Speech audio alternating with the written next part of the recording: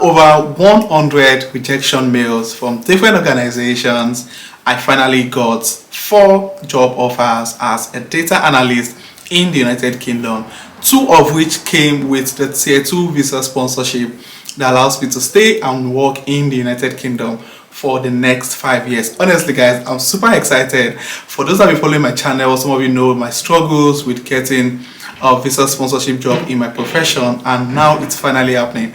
In this video, I'll be sharing with you guys how I was able to achieve this, the strategies I was able to put into place to ensure this happens. I'll be sharing with you guys all of this information in this video. So if you think it interests you, don't go anywhere, keep watching till the end. And for those who are coming across my channel or you're coming across this video for the first time, please click on the like button, click on the red subscribe button, and also put your notification bell on, because I'll be sharing amazing content on this channel going forward. So guys, just forget the dances and the smile. I was extremely nervous. I wasn't sure what to expect in the interview. It was my first professional interview and all of those stuff in the UK. And it was really getting a Tier 2 visa sponsorship job in the United Kingdom is a full-time job on its own. Honestly guys, I've actually put in so much effort in trying to get a visa sponsorship job in my profession.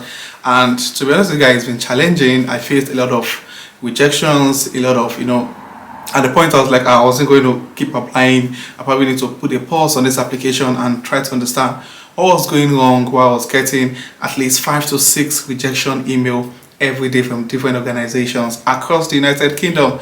And it's so exciting for me sharing with you guys now that I finally got 4 different job offers from different organizations for the job role of a data analyst. And I was able to get this job in different cities across the UK. One of my offers came from an organization in Leeds, another came from an organization in Manchester, another one in Derby, another one in Kent. And honestly guys, it's really been an exciting mixture of different emotions since this offer started coming into my email, and it's been exciting to be honest with you guys. And just state in the comment section which of the cities you think I should accept. Obviously I have a particular city in mind, not because of the city alone, but because of some other personal reasons. But share in the comment section which of the city you think I should accept.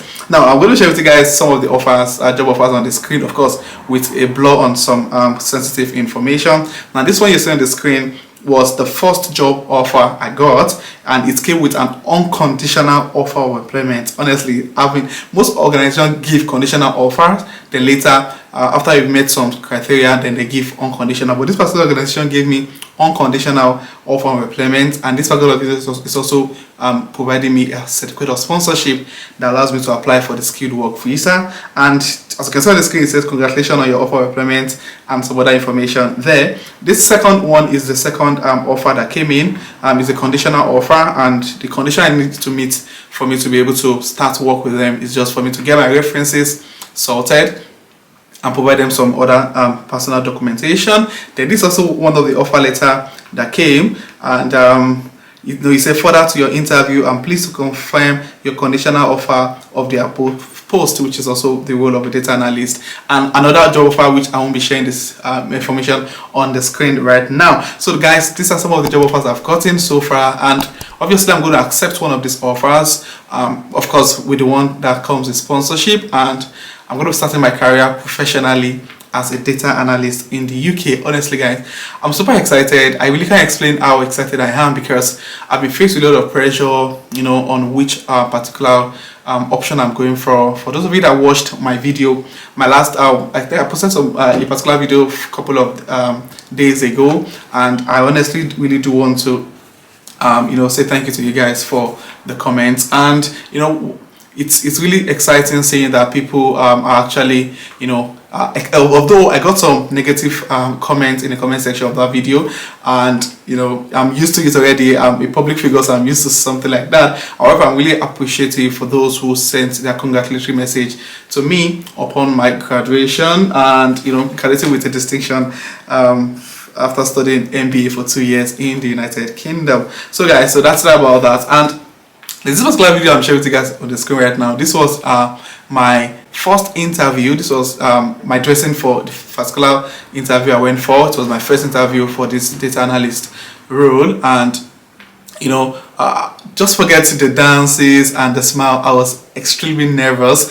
I wasn't sure what to expect in the interview. It was my first professional interview and all of those stuff in the UK, and it was really tense. I was really tense, to be honest with you guys, but I still went there and I killed it. And this second video I'll be sharing also was one of my interviews that I did. I think I made a particular video at this particular time after the interview. It's one of the videos on my channel. You can go back and check the video where I talked about the reality of on us killed individual in the United Kingdom, something like that. So honestly guys, it's really been an exciting journey, and I'm really, really grateful to God for how far He has helped me, getting I still have about 3 months on my student visa, and I've been able to get a sponsorship job for the particular job role I've always had interest in. I've always wanted to move into tech, and here I am. This is the latest data analyst in the United Kingdom. I'm going to give you guys a little backstory of how this happened here. So I came into the UK February 2021. It's been over 2 years now, and 6 months within my program I started applying for jobs, because of the fact that I came into the UK for an MBA program with a postgraduate certificate in digital marketing. I was focused majorly on applying for digital marketing role, and because I've been running 2 online businesses for the past 3 to 4 years now, and it's really been profitable. Like, I still make earning from those business till date, and I felt okay, if I can put into my search some of the experience I've got running online businesses, I think it should be relevant for me applying for the role of a business analyst. So for 6 months I was focused majorly on applying for digital marketing roles and business analyst role, and it's been filled with disappointment. Honestly, I've been getting loads of rejection emails, and some people tell you, oh, when you get rejection email, try to learn from those rejection email and push better application out there. It's easier said than done, because sometimes you just get demoralized by the loads of rejection emails that you're getting. So all through mid of last year 2022 till the end of the year, I kept getting at least 5 to 6 rejection email every blessed day, and at the point I felt exhausted. And applying for jobs, you need to keep tailoring your CV to the job requirements, and it was really exhausting for me, to be honest with you guys. As I said earlier, at the point that I wasn't going to apply for any job anymore. It was really difficult.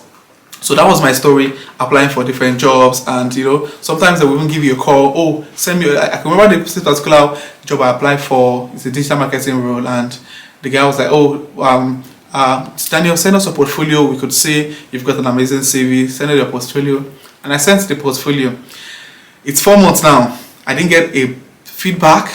I even sent a follow-up email. Nobody responded to me, and I was like, "What's happening? Am I that bad? Even if I'm bad, get back to me and tell me, oh, sorry, we can't take you." And it was really disappointing. I remember I got a bit a step ahead also in a particular application, and they said, oh, we're happy to offer you a job role, and I was super excited. And they said it's going to be a 3-month contract, so I needed to move from Newcastle, where I currently live, to Manchester for a 3-month contract job. Like, how is that going to work? There's no guarantee. You guys are not giving me any guarantee if you're going to still take me back after 3 months, or consider my performance and still give me a permanent contract. There was no assurance from them as regards that aspect. So I was like, okay, I'm still going to accept the offer. I'm still going to go there, at least to build my work experience in the United Kingdom. But something came up and I decided not to go anymore and all of that. So it's really been it's been challenging. Sometimes you get calls from people telling you, oh, you keep sharing with us job vacancies in the UK, how come you are not getting the job, and all of those stuff. And most of the time, most of the job I share with people here on this channel are healthcare jobs, and obviously I'm not going to do an healthcare job permanently in the United Kingdom. It's not because those who are doing it are less human, but it's just a personal decision. Now, how did I get into applying for data analyst role? After all of these rejections, I decided to re-strategize and tailor my CV in a different way.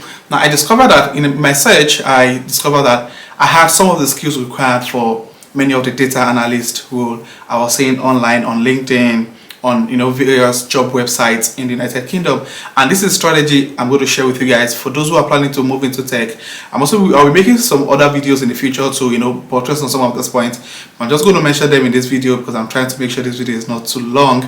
Now, some of the strategies I think you should implement, which I did and it worked for me. Obviously, it gave me 4 job offers for the data analyst role, and I think you should do it. The first thing is you need to research on organizations that can sponsor. Now, 2 of these organizations are not willing to sponsor me, not because they don't want to sponsor, but they want me to move to the post-study work visa. Then after 6 months, then they will table my visa sponsorship to the management. But obviously, I'm not going to go with that. I'm going with an organization that is going to sponsor me for some other personal reasons, not just because of this sponsorship. Now, the first thing is to ensure you make research on organizations that have the role you are planning to apply for. And after you're able to establish some of these organizations, then the next thing is to check out some of the requirements for that particular job role. Now, every organization have not majorly different, requirements, but they have like a bit like little changes or little differences, as the word, in some of the requirements. Now, when I was applying for the role of a data analyst, I got some organization that told me they needed just someone who is highly skilled in Excel. Then I went into some other organizations and they said, oh, we don't need just Excel, you must also be highly skilled in the use of SQL. And I was like, okay, I think those are the 2.